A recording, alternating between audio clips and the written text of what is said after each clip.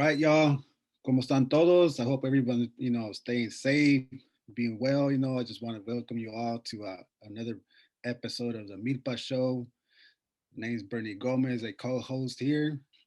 Buenas tardes, gente. Rosaura Figueroa Mendoza. Welcome, welcome, welcome to the Milpa Show. So we're actually introducing our guest, Robert Daniels, our Milpa Youth Justice Intern, and you're going to learn a lot more about him. But Bernie, go ahead and take it away with a little check-in for all of us. Yeah. So today's, check-in is going to be, a little bit different. We a lot of the times, things that we're listening to or watching on TV and stuff, it's like, well, what is it that we're watching? What are we feeding our brain, right? So today's questions would be, what artist or music have you been listening to?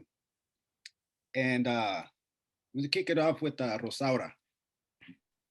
Yeah, so I've actually been listening to a lot of Snow the Product. I know I sent it via our Milpa signal, right? I feel like Snow the Product is really, she's just big sis, right? She's a queer Mexican woman that's out here making music. And I think it's just cool to see that, and the fact that she reps so hard like Mexican culture, and just she knows what she's talking about when it comes to like social justice issues. And so it's really, really cool to see that and to have like a model for that, right? Because for a lot of us, like Selena was like the last, big woman that was doing music that was really out there. And so it's really cool to see Snow the Product. Her name's Claudia Feliciano. She was born in San Jose, she like moved to San Diego. Then from there, she was like in Texas. So it's just really cool to see her like doing her thing, and to see someone that's bilingual and like that's actually making it happen. So it's cool to see that. But with that, I will popcorn to you, Robert. Me personally, I've been listening to a lot of old school, a lot of Tins, Four Tops, the Gap Bands. I don't know why. It's just in the air lately. And I'll pass it to Bernie. That's that winter season right there, bro. Just in the blanket, staying warm. Man, for me, I've been listening to B-side players and Mais, right? It's a very conscious reggae, right? I do some Spanish and English, uh, back and forth, and it's their messaging has been empowering for me. It's like, I mean, I love reggae. It's just something I grew up with. I mean, besides the old school and the oldies, right? Can't go wrong with that. Um, but yeah, I suggest you guys, trip out on Mais, B-side players, listen to their messaging, good music. Yeah, I feel that. I remember you playing B-side players in the office, and that's the first time I've probably like seen them, heard of them. So that was pretty cool. So thank you. Robert, again, thank you for being a part of our show, right? The willingness to come here, sit down with us for a little while, and just chop up some game, right? So I'm just gonna pass it on to you and let you tell us a little bit about yourself and what it was like growing up in Seaside. Thank you. My name is Robert Daniels. Yeah, I grew up in Seaside. A little bit about myself. I got two beautiful daughters. I'm currently pursuing a business degree with an accounting focus at CSUMB, but I started my track at MPC. Uh, yeah, pretty much a quick little generalization of myself. So how was it growing up in Seaside?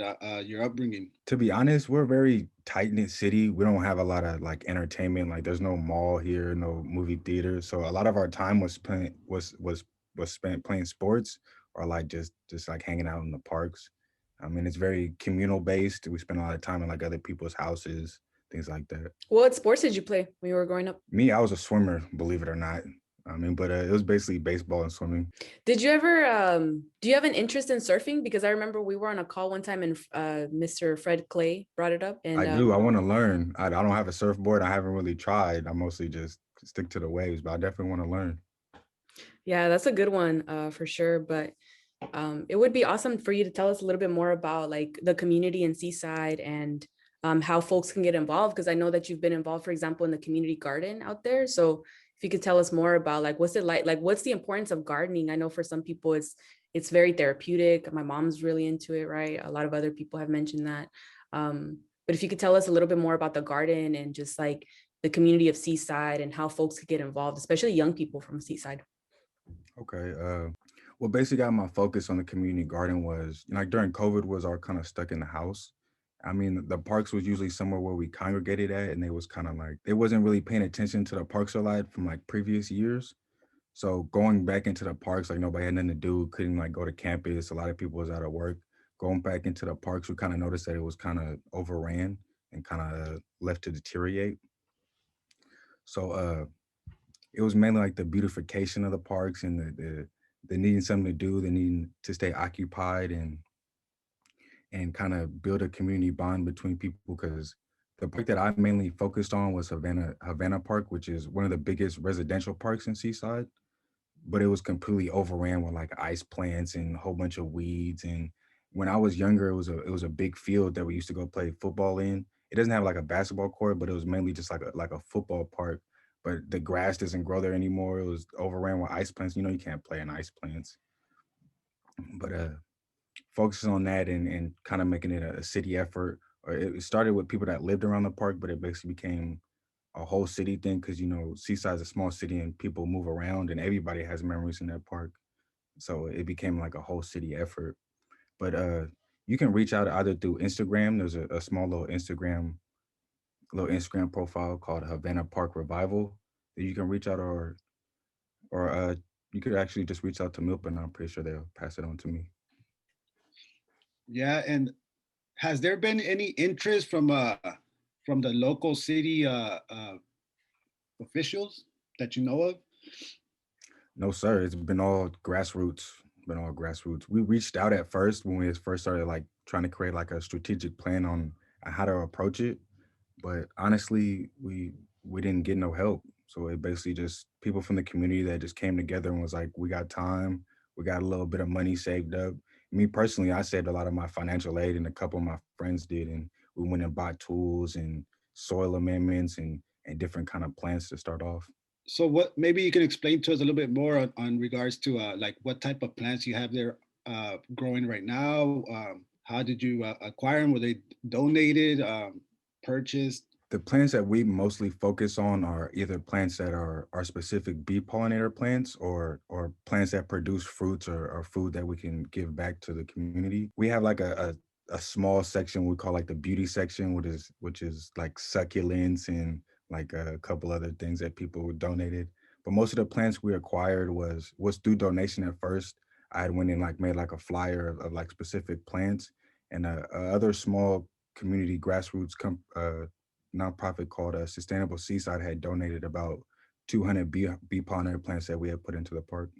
Is there a way that people could donate in some form or way, like if they want to donate plants or materials? Or I know one time you were asking if folks had certain types of seeds. So like, in what way can they be able to contribute if they wanted to do that?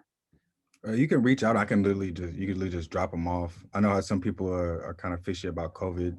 So you could literally put it in the park, and I live a couple houses down, and I literally just take it from the park into my backyard.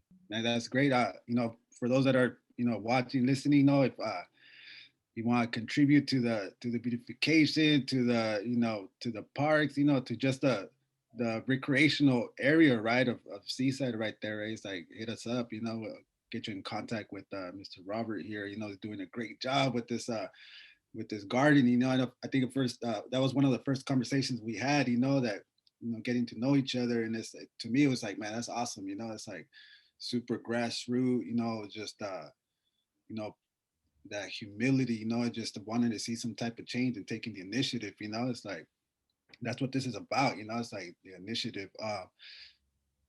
Tell and just kind of looking at the trajectory, right? I know you said you're in school right now. Maybe you can share with us what has your experience been like as a student at MPC or now at CSUMB. And it's been huge. The best way I can explain it is an eye opener. Going into community college, you don't really have a focus yet, so they kind of just throw you into different studies. So I went from like biology to sociology to psychology. Like I jumped around in so many different fields and learned so many different perspectives and ideals that I kind of had a better understanding of the world around me, if that makes sense. Like to really understand where you stand in the world, you kind of have to understand where other people stand and how other people see the world. So really going to college really opened up my perspective to a way it couldn't have happened if I didn't. But Yeah, so you feel like it was, you got some more like well-rounded, like different topics, different subjects and whatnot. yes, ma'am. It's tight. Yeah, thank you for sharing that. I think that it's really important for us as folks, like just to continually learn, right? Is there any particular subject or topic that has really touched you? Obviously, business, like now that you're focusing on business, like is there a particular reason why business and a focus on accounting has stood out to you? I personally chose accounting because money rules everything. It's not important that you need to focus your everything on it, but handling money efficiently can make a small idea into a big idea. What really had kind of made me focus on accounting was trying to do activist work. And you realize very fast that a little amount of money, if you don't use it right, can be spent very fast. So like learning what to do with your money and where to place it was something that I felt was very important, which is why I chose to focus on accounting. Yeah, that financial literacy, man, like that's super important for us as a community, especially Black, Indigenous people of color, because historically we haven't had access, I don't think, to like how do you save money, how do you ensure that how do you invest in the stock, like like all of these things, like that's just the way the world is, right? And like Exactly. I agree that money isn't everything, but there has to be some type of literacy and understanding around finances in order for you to just have a better grasp, I feel, on just life or I don't know, like the world, or I don't know. I don't know if that sounds like, I don't think it's greedy because like that's just the way it is, but yeah, that's cool. You know, back in the 60s and the civil rights era, you know, and that whole movement back then, you know, hey, our folks, they were trying to get their own banks. You know, Mhm. they're trying to run their own banks. They're, you know, they create their own schools and all these things, right? And it's like it's all financial, you know. So I guess Robert, uh upon you know, completing your school, right, getting your degree in business, I guess what do you plan on doing with that experience, right? I definitely want to run either like a nonprofit or my biggest dream is to hold like like own an adult center, kind of like a college for the community where you can come and learn skilled trades and be able to apply that in the community or if you decide to move somewhere else. But there's a big problem with people trying, even from adolescence without like incarceration or without making mistakes before, of just assimilating to adult life in society. And people fall through the cracks all the time. So I think there needs to be a system in place to where you either give people the helping hand or completely just show them the way. So that's exactly what I want to do, and I want to be in business management. Now, Yeah. is this something um, that you envision due to like maybe your experiences growing up? Yes, yes. That's the main reason. Because I mean, I fell through the cracks myself. I went to group homes, foster care, which led into adult incarceration, and through that whole time, it was like a big standstill. Like I went into foster care about 14, and from even until I was like 18, in 4 years, there wasn't too much education or literature or like mentoring that was given to me during that time. So I want to be the person that should have done that to me when I was a kid. That makes sense. Yeah, that's beautiful. And I think that it gives a little bit more background as to like why, like when you speak, I can feel the energy of like, this is why you care about like justice issues. And maybe there's a lot more that we're not familiar with, but maybe that ties into the next question. If you can tell us a little bit more about what has it been like to be a MILPA youth justice intern, but I do want to hear a little bit more as to like, what made you want to become like, what made you want to get involved? You've already been involved in the movement in different ways, but like, what made you want to get involved more in the movement as far as like being a justice intern and just learning about, like you're always telling us about, hey, this is happening in Seaside, this is going on, like, you know, so if you could tell us a little bit more about that, that would be really cool. What really got me with MILPA is MILPA's got tentacles everywhere. Their broad perspective and their influence is deep. I mean, like me personally, I have the personal experience that gave me the feelings to want to to activate to be an activist, but I never had the opportunity to actually facilitate it or actually like show it. So MILPA was my way of like my opportunity to show my skills, show my emotions, show my beliefs, and show my morals. Yeah. Can you tell us a little bit more, like the work that you're doing in Seaside regarding uh, justice issues? Seaside right now is they're very concentrated on their police budget for whatever reasons. I don't know why they're so adamant on what they call public safety, but I feel it's just over equipment and militarizing the police. Uh, but that's basically trying to organize and get people educated. Seaside has had the problem of not informing their community fully and kind of doing things like behind closed doors to a sense. So really, I want to just spread awareness, and that's really what I'm trying to focus on in Seaside is creating a platform to where people are just informed on what's going on. Because really, my opinion doesn't matter as much as anybody else's opinion. So it has to be a community thing. Because if I'm the only one informed, I'm really the only one making decisions. So I want the whole community to have the same information I have to be able to make the same decisions that I have came to. Yeah, most definitely, right. It has to be a collective effort. There's got to be a collective vision.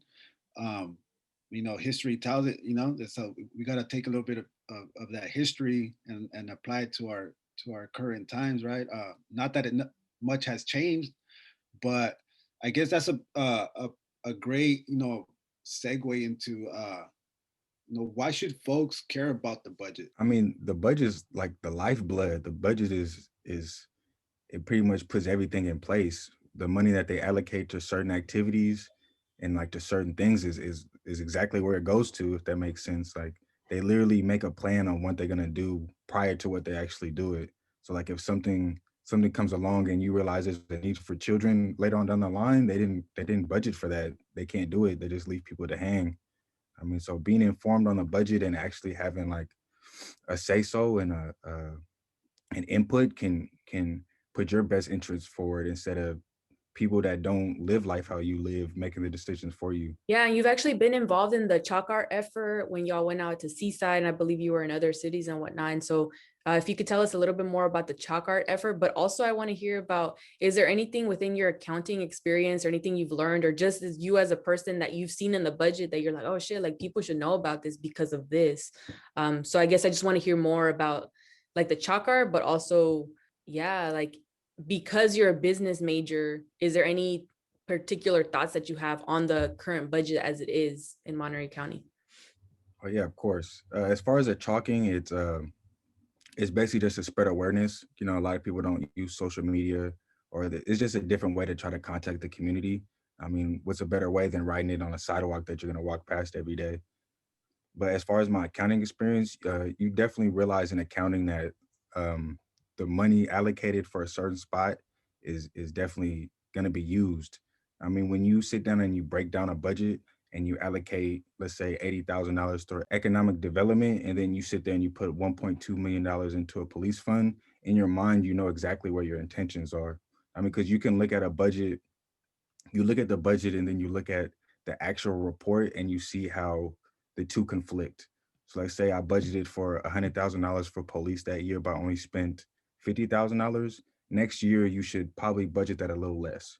But we're noticing that even though the actuals show that the money isn't needed in these departments, that they're still actually increasing the funds. So what that tells you, that they're intentionally taking from things that we know we need and put them in a frivolous spot. Dude, that right there is like, there you go. You see what you just said. What you just said is exactly what should be highlighted and blasted out there, because I could tell you that for myself, like my eyes glaze over when I hear budget, when I hear number. That's just me as a person. But then it's like when you start putting in actuality, like, but this actually affects people, right? And the fact that they're not getting the housing resources that they need. Just going back to like the demands that MILPA, Agents of Change, Baktum 12, Safe Ag, Safe Schools, Chinampa have put together. It's thinking about physical, mental, behavioral health, healing, positive youth development, housing, a lot of what even you said of like your dream of wanting to have an adult center, like that could be potentially funded because because people pay taxes in Seaside, Right. and if people wanted to do that, they can make that happen. So yeah, just thank you for breaking that down. That's what it is. It's gonna be such a high regarded skill, right, to understand accounting, being financially, having financial literacy, right? Yeah, I mean, I agree with Rosado. Something you show me a budget report, and all I see is a pie chart because that's what I understand, you know. So, but digging in is like, and this is gonna be cool. Hopefully, you know, when the time comes and ready, it's like there's you be able to provide even workshops, right? Having that education, and that's what we talk about is like have our folks go out to the universities, go out to get their higher education, develop and acquire these skills, and bring them back into the community. And this is a perfect example of like, um, not no pressure or anything, Robert, but come back and then you yourself can like break it, have workshops, like I said, helping other organizations, other folks understand these type of maneuvers that it goes on behind closed doors, and then is presented to the community on a document, right? That reality is that mostly can't read or Yeah. understand.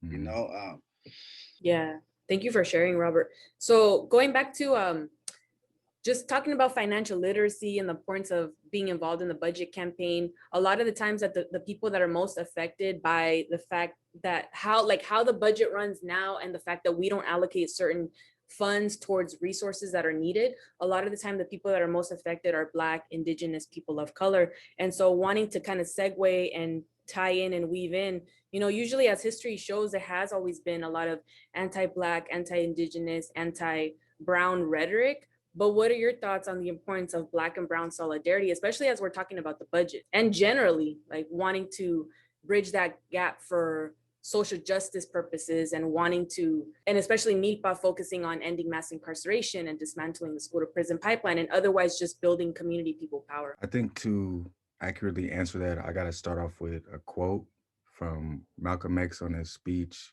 The Ballad of the Bullet. He said, "They attack us all for the same reason. All of us catch hell from the same enemy. We're all in the same bag, in the same boat.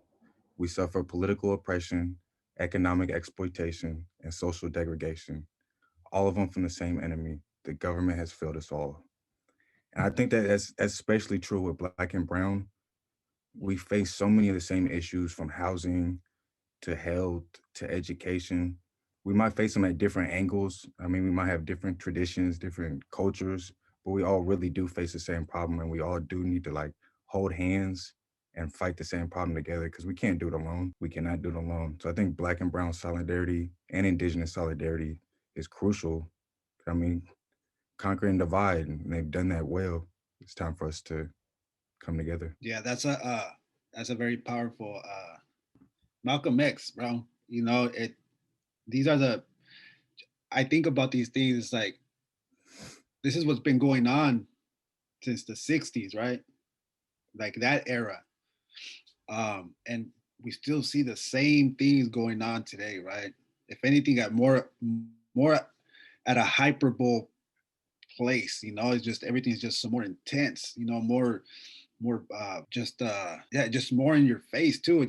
Digitally now, because the technology is way different, right? So everybody has access at this technology stuff, and so you know I'm a big fan of quotes. I like them because they empower you. And Asata Shakur says, "It is our duty to fight for our freedom.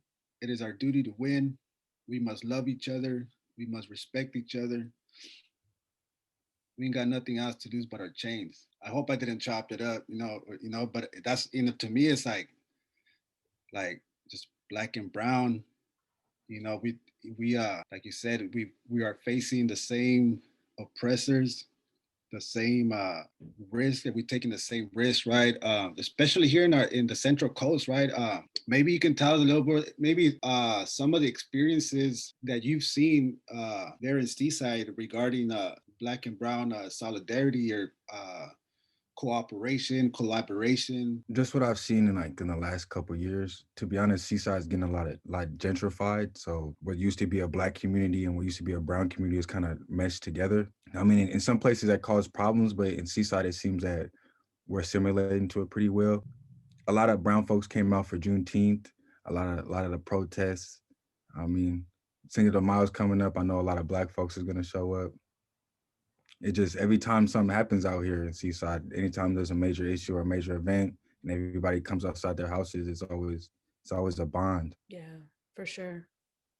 Yeah, thank you for sharing that. And I think that we have a lot to learn about each other's cultures. And again, like the divide and conquer game has been doing really well, right? And so it's for us to be able to do the work, to be able to bridge those gaps and provide those bridges for each other, to be there in solidarity for one another. So I look forward to continuing to see that. And I know here in Hayward, like the same thing in the sense that people coming together and really questioning, wait, why is there so much funding going towards the police when there's so many other needs that can be funded, right? And a lot of the times it's people, folks that are, again, Black, Indigenous, people of color, brown folks, Latinos. Those are the people most affected. And you can see it in the rates of incarceration, right? Like, who are the people that have actually been incarcerated and most impacted by the system is usually those folks. And so there's a lot of, I look forward to seeing that continued solidarity. So there's a lot to learn. I think and you can see it like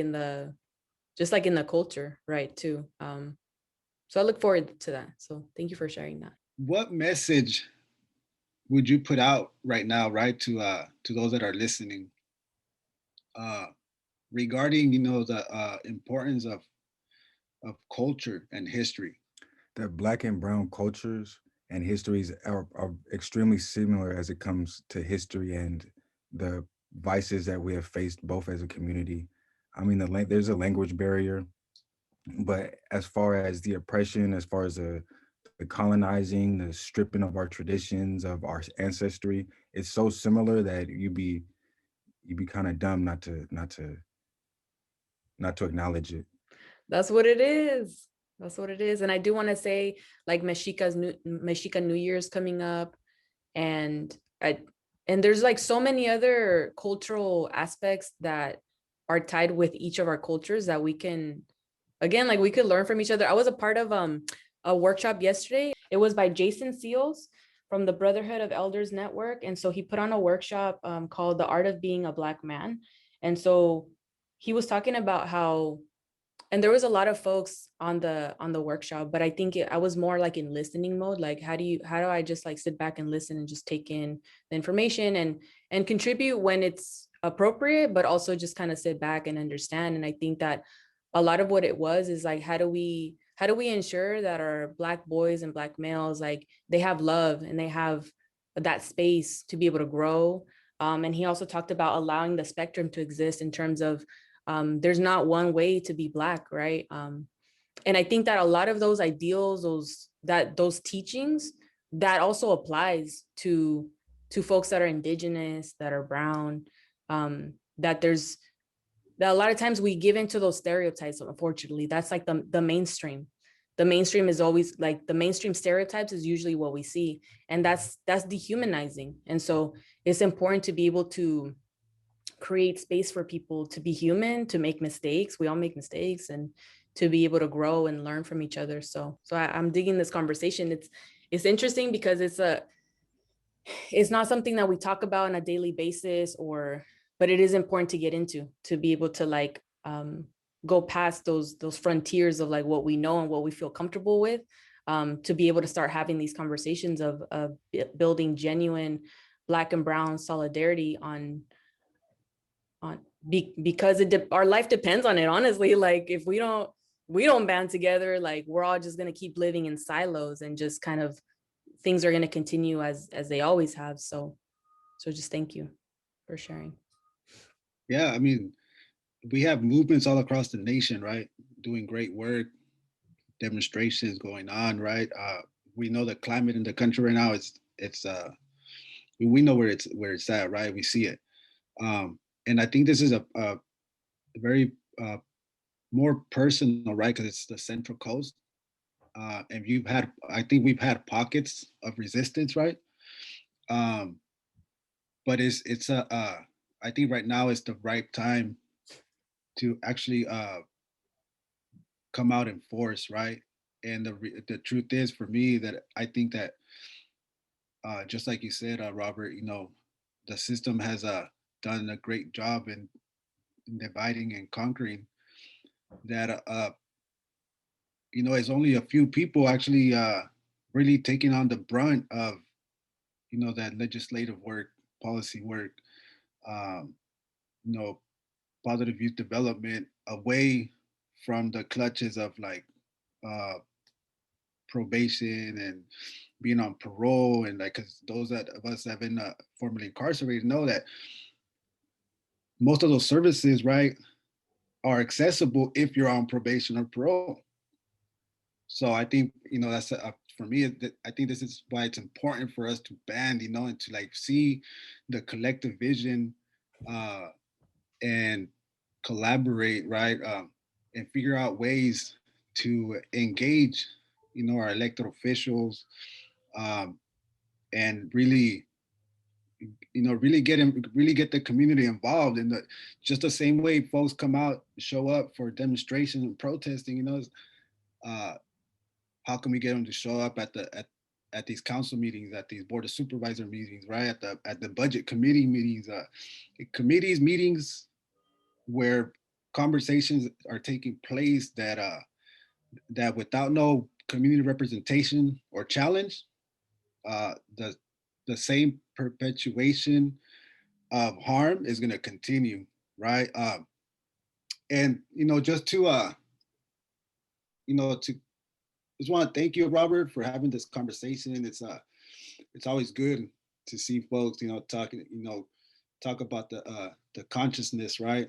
Um, we understand, the culture, the history, it's important, to guide us, where we want to go.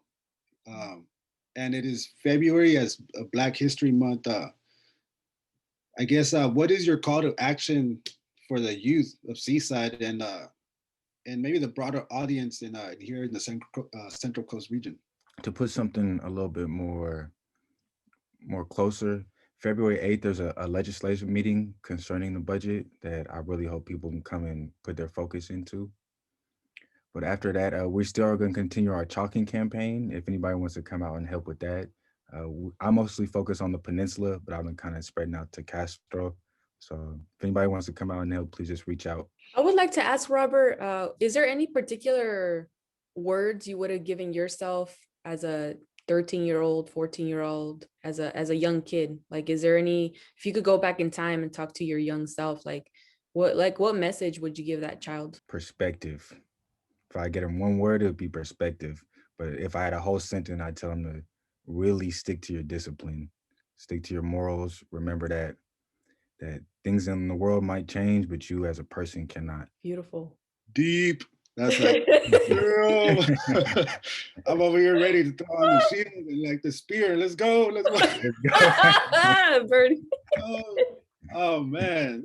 Thank you for that, Robert. Hey, that's I appreciate you. I needed that right now. That's a good one. Beautiful. Yeah, I'm gonna take that throughout the rest of the day for sure. I'm gonna be on Spartan mode.